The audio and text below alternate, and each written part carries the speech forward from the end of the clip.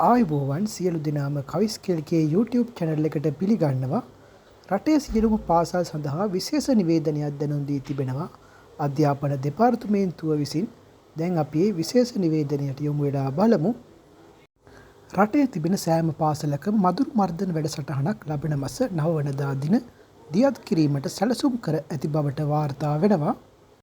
මේ දිනවල පැතිර යන ඩෙන්ගු සහ චිකුන්ගුන්යා රෝග ව්‍යාප්තිය අවම කිරීම අරමුණින් බව සඳහන් වෙනවා.